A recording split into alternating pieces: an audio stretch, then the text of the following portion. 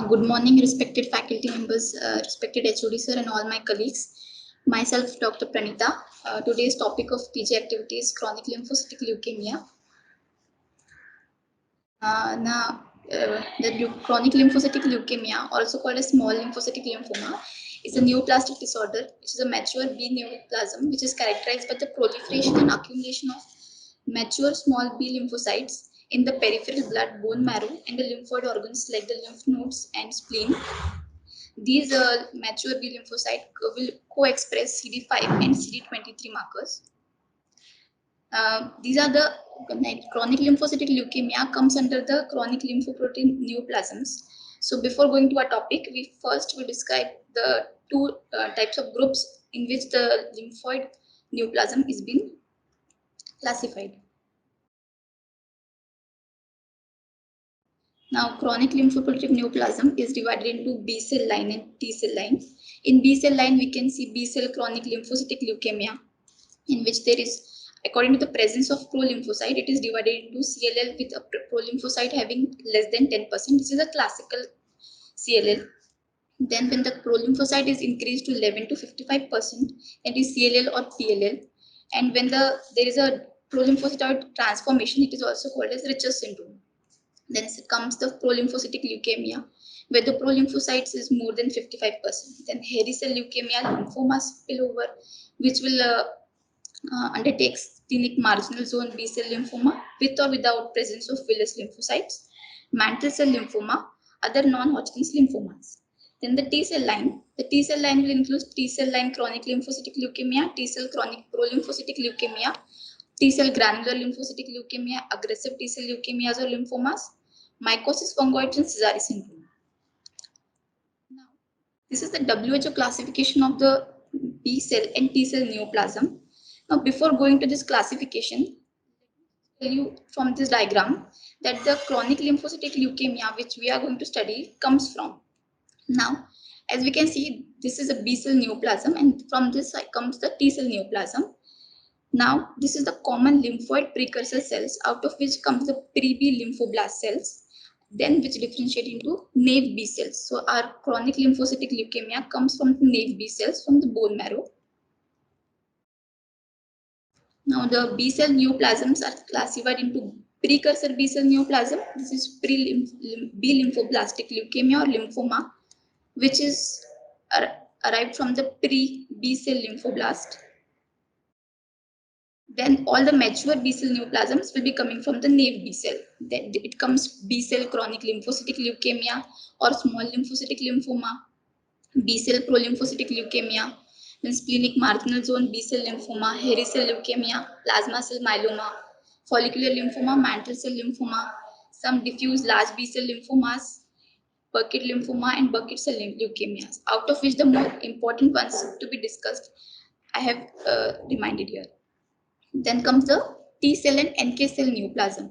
Precursor T cell neoplasm will be including T lymphoblastic lymphoma leukemia, and the mature or peripheral T cell neoplasms will be including T cell prolymphocytic leukemia, granular lymphocytic leukemia, aggressive NK cell leukemia, adult T cell lymphoma leukemia. Then comes the hepatosplenic gamma delta T cell lymphoma, subcutaneous pancreatitis like T cell lymphoma, mycosis fungoides Sézary syndrome, and so on. Now comes the topic of our discussion, that is the chronic lymphocytic leukemia. We'll discuss about the epidemiology. Now, CLL is the most common leukemias present in the Western countries, more commonly seen in the European and the North American area, where the incidence is about 3 per lakh population. It is very less frequent in Asian area. Then CLL, it is a disease of elderly. The median age of presentation is about 70 to 72 years. Very less patients are present under 65 years old. Then the men affect twice as often as women. So the ratio of the men to women is 1.5 to 1.7 is to 1 ratio.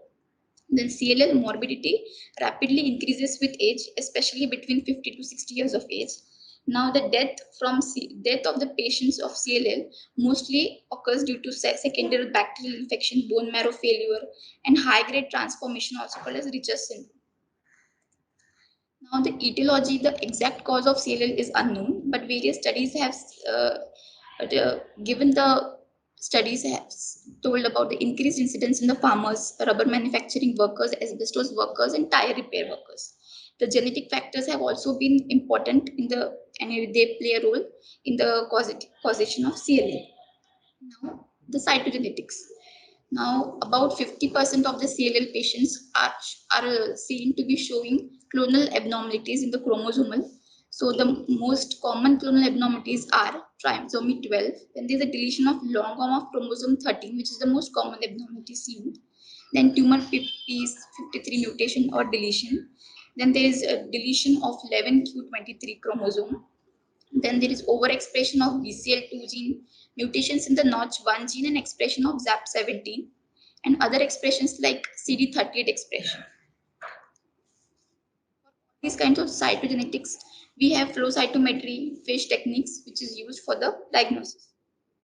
Now come to the clinical features. Approximately about 40% patients are asymptomatic and they are incidental diagnosis when they are done any CBC. In symptomatic cases, the most common complaint is fatigue. Another common complaint is the initial complaint of enlarged lymph nodes or the development of any infection, most commonly the bacterial infection. Then comes this constitutional B symptoms. These are the symptoms like fever of more than 100.5 degree Fahrenheit for about more than 2 weeks without any known cause of infection. Then drenching night sweats. Then there is an unintentional weight loss of more than 10%, which should be since last 6 months. Then reduced exercise tolerance or malaise. The most symptomatic patients have enlarged lymph nodes. The commonly involved lymph nodes are the cervical and the supraclavicular lymph nodes. The lymph nodes are usually discrete, freely mobile, and non-tender. We can see 25 to 55% of cases splenomegaly, which is also non-tender. Because of the splenomegaly, we can see there is early satiety with a left upper umbilical region pain. Then hepatomegaly is also seen in 15 to 25% cases, which is also non-tender. The less other common manifestations are infiltration of the tonsils, then the Waldes ring, then mesenteric or retroperitoneal lymphadenopathy. The rare representation is a skin infiltration in the form of leukemia cutis. Patients lately present with the features of anemia like fatigue, pallor, shortness of breath, thrombocytopenia like easy bruising and bleeding tendencies, neutropenia like repeated infections. When the total leukocyte count greatly increases, more than 215 to 10 raised to the power 9, then there is a hyperviscosity symptoms like headache, transient ischemic attacks, strokes. In this clinical photograph, we can see the patient of chronic lymphocytic leukemia having a left-sided cervical lymphadenopathy. These lymph nodes will be non-tender, discrete, and mobile.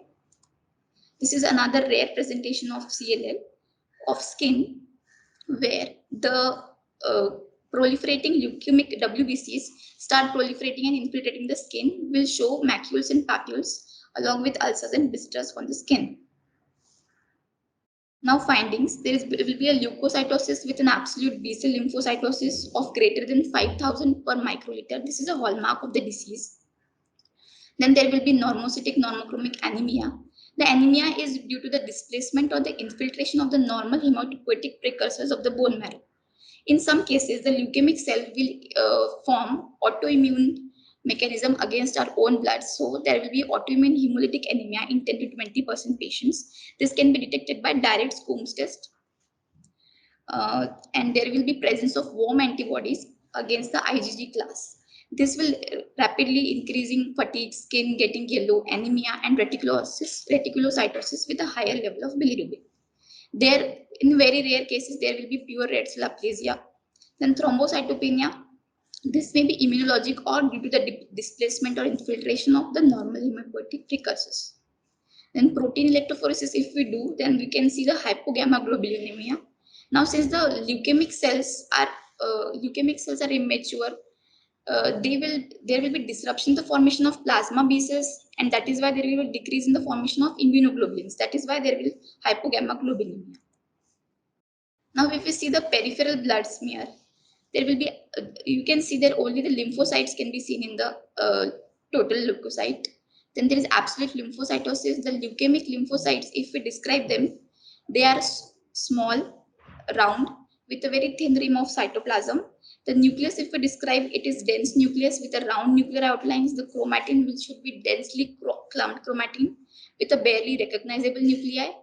There is a presence of smudge cells in most of the CLL cases.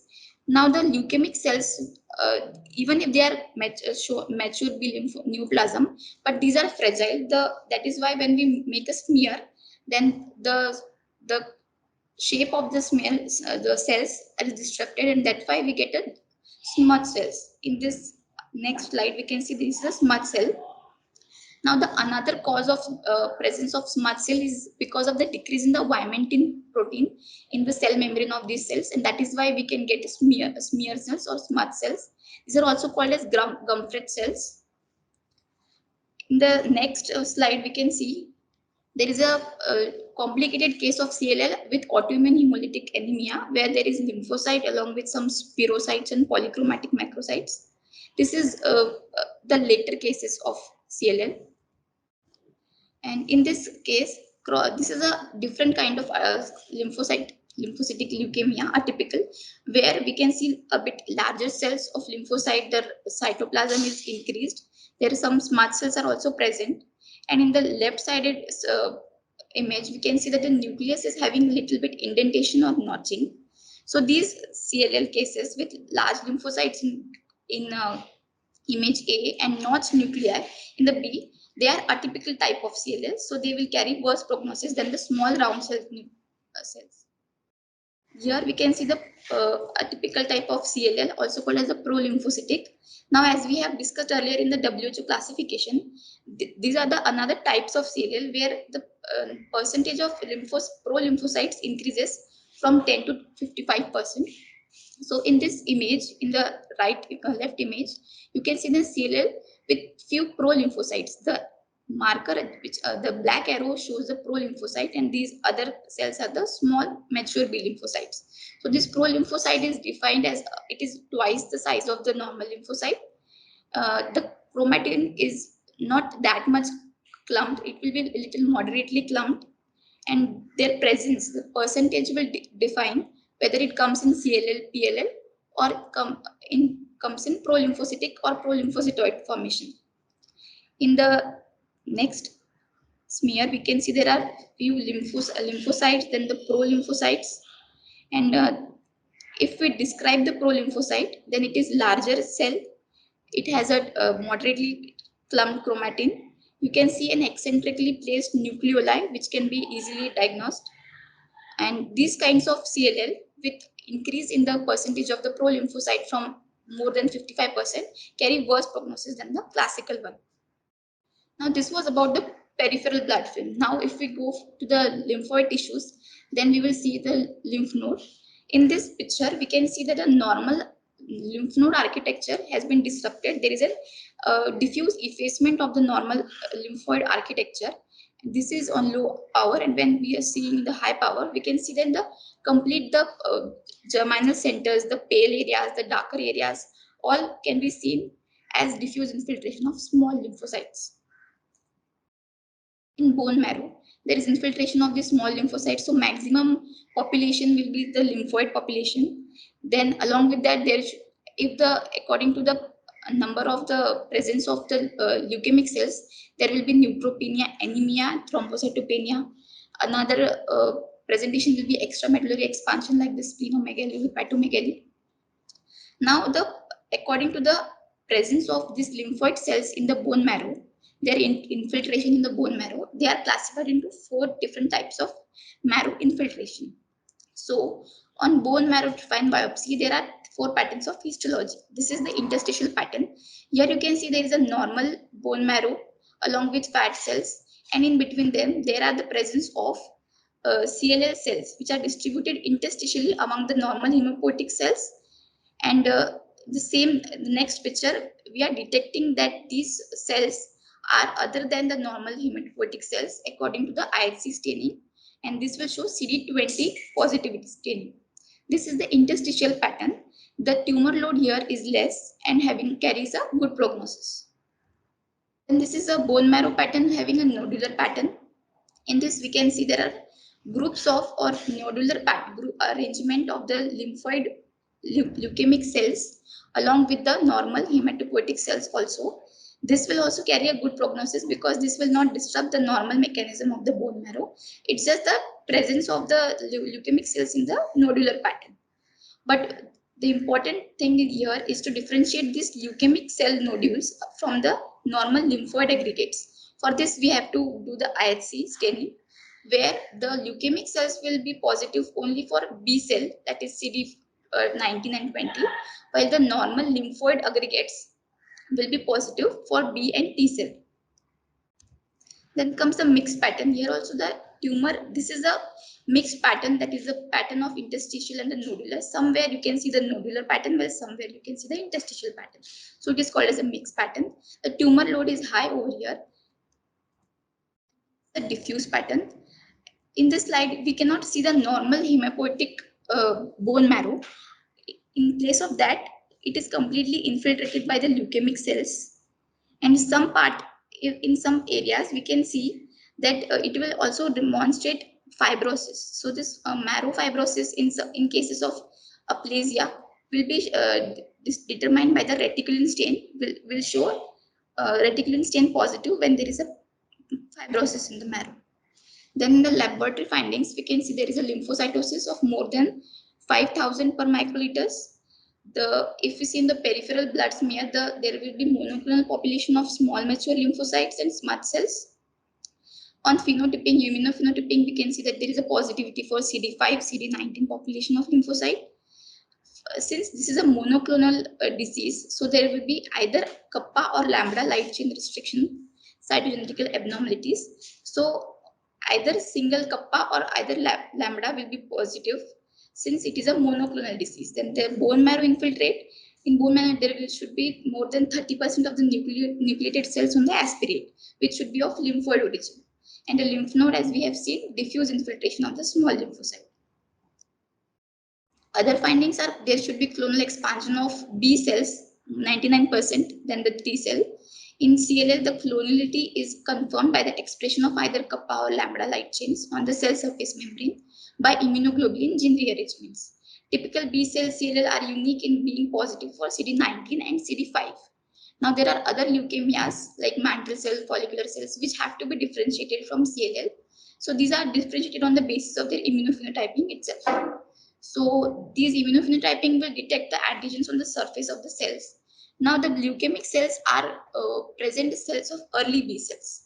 So using a flow cytometry or immunohistochemistry, we can show that these leukemic cells are positive for CD5, 19, dim positivity for 22, 10, 20, then 23. Light chains either kappa or lambda. There is a strong positivity for CD200. And there is HLA-DR positivity and surface immunoglobulins positivity. In this picture, this is a film of a patient with CLL. In the left side, we can see a smear cell where there are small transparent lymphocytes containing globular immunoglobulin inclusions, which on immunohistochemistry are shown positive for immunoglobulin N. This will detect the presence of the B cell neoplasm. Then this comes the there is an immunophenotyping scoring system according to the cell surface marker, and a score of more than 4 is indicative of CLL. A score of less than 3 should be a prompt consideration of alternative diagnosis, which will be seen further. Now in this immunophenotyping chart, this will differentiate between a CLL and a mantle cell lymphoma. Since both of them comes from the marrow itself, CLL will comes from the naive B cell, while mantle cell will comes from the mantle cell zone from the lymph node. Now we know that CLL is positive for CD23, CD5, CD20, CD200 and CD5. So in this diagram, the positivity of the cells is seen in the second quadrant. So which is strong positivity, which shows positivity for CD23 and CD5. Similarly, in the second diagram, you can see the positivity cells is shown in the lower two quadrants, and more positive, strong positivity for CD20 and less positivity for CD10. Then comes the strong positivity for CD200 and CD5. Similarly, for mantle cell lymphoma, if we see, The second quadrant of all these diagrams is having no cells, no positivity. That is, the mantle cell will be negative for CD23, CD10, and CD200, but will be positive for CD5 and CD20. So in this way, we can differentiate between mantle cell and CLL because the peripheral presentation of these are more or less similar. Then there is a CLL fish panel in which we have to diagnose about the deletions or alterations in the chromosomal patterns. So in the first image, if we can see, there is a three signals of green, there are two orange signals and two aqua colored blue signals. So the presence of three green signals gives you the diagnosis that there is a trisomy of chromosome 12, which is one of the common abnormalities seen in CLL. Then second image you can see, then there is only one orange colored signal. This shows that there is a deletion in the chromosome, in the long arm of chromosome, and this is one of the most common uh, abnormalities seen in CLL. Now in the third picture, you can see that there is a cell shows one green and two orange signals, and this pattern is consistent with the deletion of 11q chromosome. So in this way, CLL fish panel will give you the exact deletion or presence of abnormal clonal abnormalities. This is one of the chart which will differentiate all kinds of chronic lymphoid leukemias. Sorry for the blurred picture. I have another picture, but in this picture you can see that there are other genes shown. So I will be just describing a little bit about the CLL and other types of lymphoid leukemias. Now, as we can see in the first row, CLL is positive for surface immunoglobulin and it is positive for CD5, 19, DIM for 20. It is negative for 10. This is to be taken into consideration because mantle cell is positive for CD10. Again, CLL is negative for annexin and cyclin D1, but mantle cell is positive for cyclin D1. But CLL is positive for CD200. In this way, all other lymphoid leukemias can also be differentiated on the basis of immunophenotype. Other lab tests are the hypogammaglobulinemia or gamma globulinemia, often observed. Then 10 to 25% of CLL also develop autoimmune hemolytic anemia, which can be detected by direct positive Coombs test. The marrow aspirate shows greater than 30% of the nucleated cells, which should be from the lymphoid origin. Then the differentials of the CLL, as we have discussed above, according to the phenotype. Now we are going to discuss about the phenotype or the presence of these cells on the peripheral blood film. In this film, we can see the cells are regular. The shape is round. There is a round nuclei. The nuclear chromatin shows some condensation, and the cells are larger and they having a prominent vesicular nucleoli, unlike that of CLLs. So this comes under the B prolymphocytic leukemia. Then in this picture, you can see that there are small mature lymphocytes. The cells are round with round nuclei with a condensed chromatin like that of CLL, but there is a moderately abundant cytoplasm, and finally the cytoplasm having a ragged edges which gives a hairy appearance to the cells. That is why it is called as hairy cell leukemia. Another differential diagnosis is monoclonal B cell lymphocytosis. On lab findings, it is differentiated from CLL as CLL has more than should be a count of more than 5 into 10 to the power 9 per liter, while in monoclonal B cell lymphocytosis, the count should be less than that. But in peripheral smear, we can see that there are mixed type of cells. Some are mature, some showing prolymphocytes, and there are several other larger ones with multiple nuclei also. Then comes the mantle cell lymphoma. The mantle cell lymphoma can be differentiated from CLL on peripheral smear, as some of the nucleus are irregular. Some have irregular nuclear contours with notching. And on immunophenotyping, these mantle cell lymphomas will be CD5 positivity and CD10 positivity, but it will be negative for CD23. On immunocytochemistry, these leukemic cells will be strongly positive, and these are the variants of the mantle cell lymphoma, will be having a larger cells than the CLL. In this film, Same, the mantle cell lymphoma showing range of cells from small lymphocyte resembling those of CLL to a larger cells with irregular nuclei and ill-defined nucleoli. There are also presence of smear cells in this smear. Then comes the splenic lymphoma with a villous lymphocytes. The cells have small inconspicuous nucleoli. One has villous cytoplasm, as in this cell we can see there is a villous cytoplasm, and one is showing a plasmacytoid differentiation. In another slide, we can see there is a follicular lymphoma. The leukemic phase of this is the leukemic phase of follicular lymphoma. One of the cell will having a characteristic nucleoli with a deep narrow cleft. This will be the characteristic feature of a follicular lymphoma, that is having a deep and narrow cleft nucleus. Now the diagnostic criteria, we have given the National Cancer Institute working group have given the criteria, and another is from the International Workshop CLL guidelines. According to this, there should be a lymphocyte count of more than 5 into 10 to the power 9 per liter, and the atypical cell should be less than 55%. The atypical cells here are the pro-lymphocytes. Then the B cell antigen should be positive for 19, 20, 23 and 5. There should be either kappa or lambda chain surface immunoglobulin positivity, which will confirm the monoclonality. Then there should be low density surface immunoglobulins positive. The bone marrow infiltration should be more than 30% with lymphocytes. Similarly, the international workshop have also given some of the guidelines where there is a clonal expansion of the abnormal B lymphocytes in the periphery. This should be lasting for more than 3 months. Then at least a count of 5 into 10 to the power 9 per liter B lymphocyte. There should be presence of some atypical immature cell-free lymphocytes, which should be less than 55%, 30% of the bone marrow infiltration then with the lymphoid cells, B cell surface antigen, CD5 surface antigen, and there should be lack of pan-T cell markers other than CD5.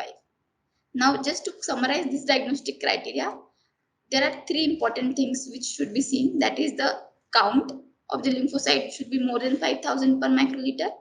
That is the absolute lymphocytosis. Then the CD5, CD19, CD20, 23 positivity, and the bone marrow aspirate showing more than 30% of lymphocytes.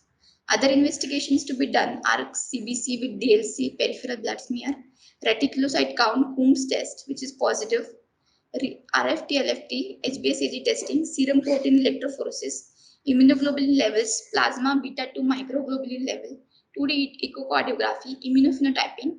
Immunophenotyping will give you the exact confirmed diagnosis of the CLL. For the prognosis and the therapy determination, since most of the CLL patients are asymptomatic, for determination of the therapy, we have to go for the FISH and other molecular diagnostic techniques. According to that, we can show that the case is having a worse prognosis or a good prognosis.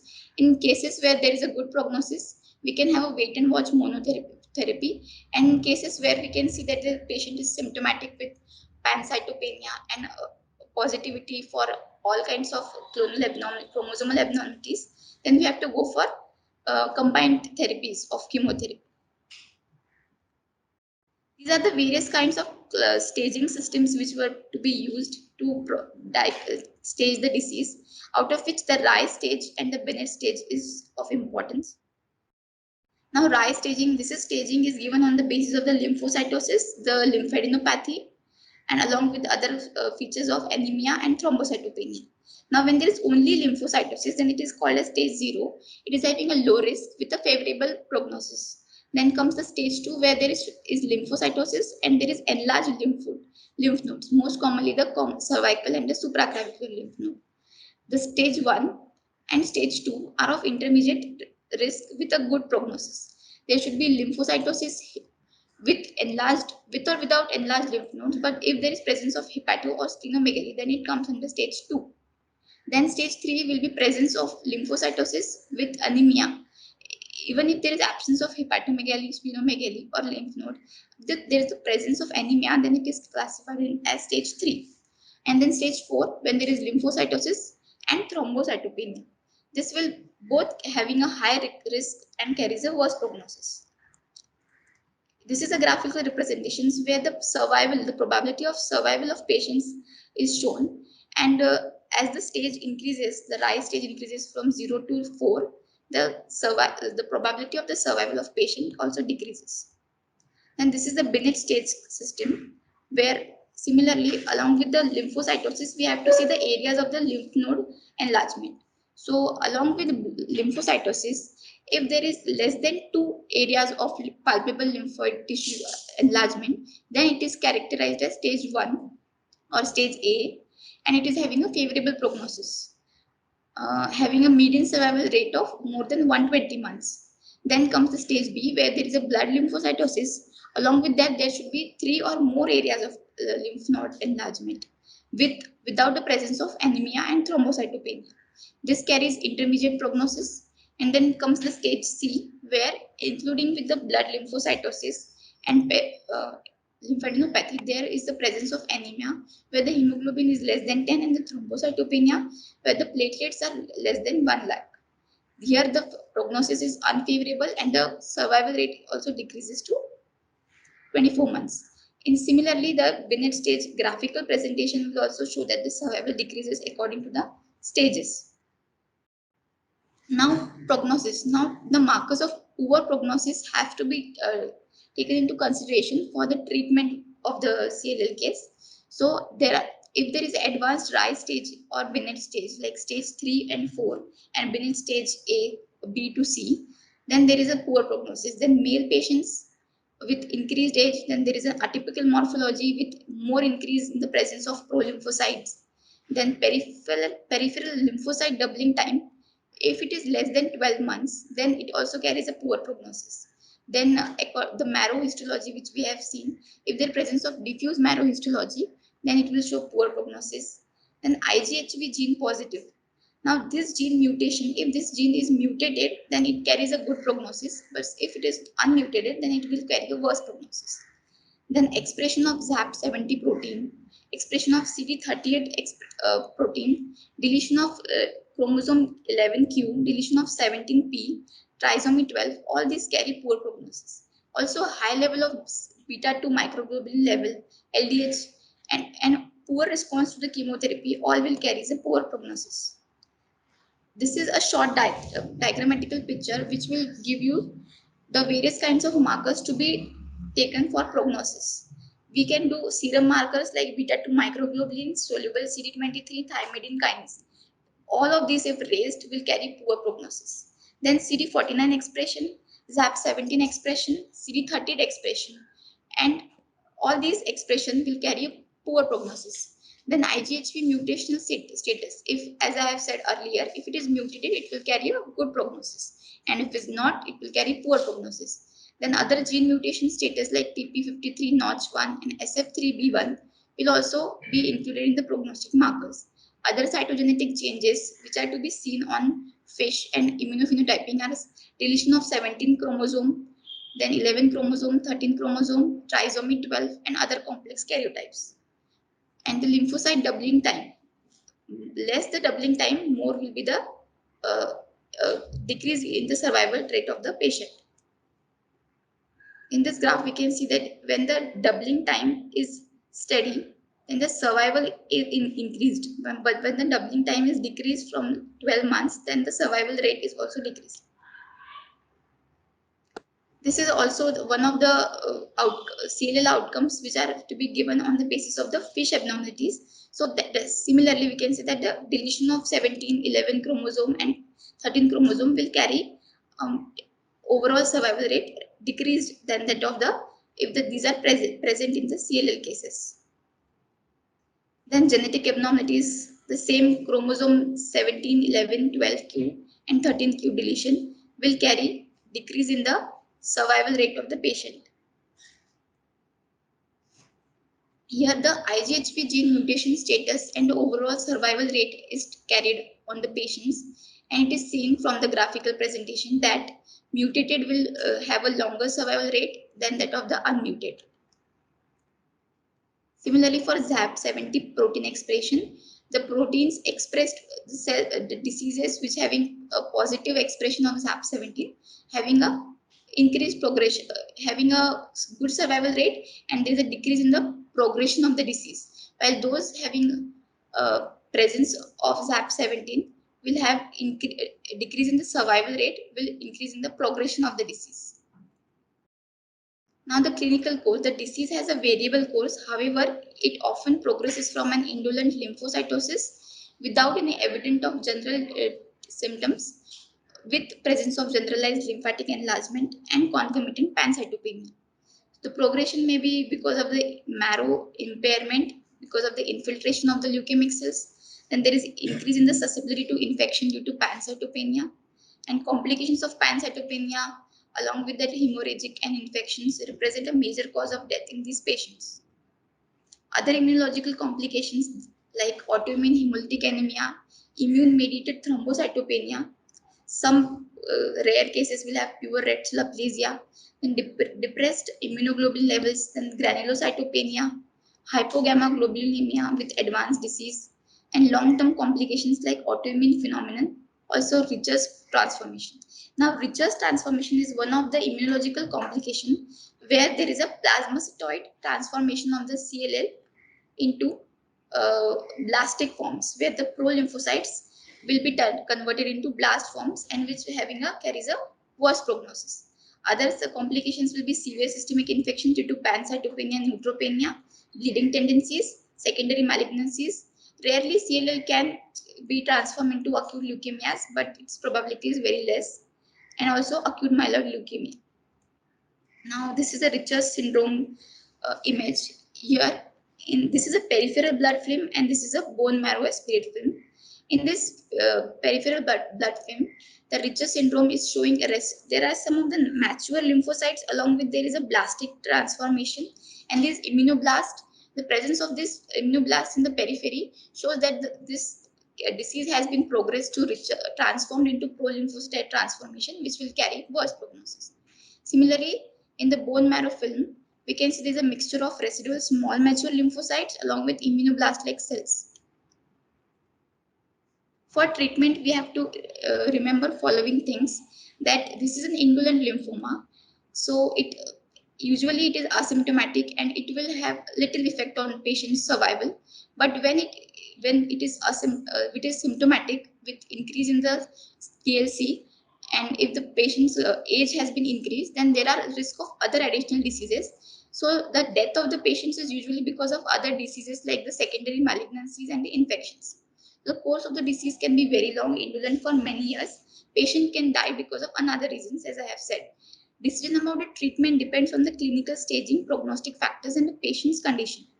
So the indication for the treatment are when there is a Rice classification stages 3 and 4, where we have seen that there is lymphocytosis, lymph node enlargement along with anemia and thrombocytopenia. So the anemia and thrombocytopenia will cause us to go for a treatment. Progressive disease like rapidly increasing lymphadenopathy, infections, most commonly the bacterial infection, then the leukemia cell doubling time if it is less than 12 months, and there is a rapidly increasing organomegaly, then all will lead to a progressive disease and treatment modality has to be defined. Secondary anemia, neutropenia, thrombocytopenia are all other features which we have to see for the treatment. Now, in asymptomatic cases, we usually go for a watch and wait monotherapy. Otherwise, we can give glucocorticoids, alkylating agents like chlorambucil and cyclophosphamide, purine analogs like fludarabine and claritidine and pentostatin. Combination chemotherapy like chlorambucil or cyclophosphamide with prednisone, and purine analogs like fludarabine with cyclophosphamide plus or minus mitoxantrone. Then CVP, that's cyclophosphamide, vincristine and prednisone, or CHOP, that is cyclophosphamide, doxorubicin, vincristine, prednisone. This can be a combination which can be given. Then monoclonal antibodies have also a good effect on the treatment, like alpemetosumab, which is anti-CD52, then rituximab, which is anti-CD20, anti-CD23, then monoclonal antibodies conjugated with radionucleotides, then splenectomy if there is presence of hypersplenism, and radiotherapy if there is a massive and diffuse lymphadenopathy. There is another kind of hematopoietic stem cell transplantation which can be done, where the autologous stem cell transplantation has a little effect than that of an allogenic stem cell transplantation. The new and novel agents are oblimorphin, which is a BCL2 directed antisense oligonucleotide, then the lenalidomide, then the flavopiridol, then the anti-CD23, anti-CD40. There are some vaccine strategies. These are the preventive strategies where we can use pneumococcal vaccine and other vaccines to just prevent the other bacterial infections seen in CLL cases. Supportive therapy can be allopurinol, GCSF, blood and platelet transfusion, immunoglobulins if the level of immunoglobulins in the body is very less, and antibiotic treatment. These are some of the references from which I have taken the help. Thank you.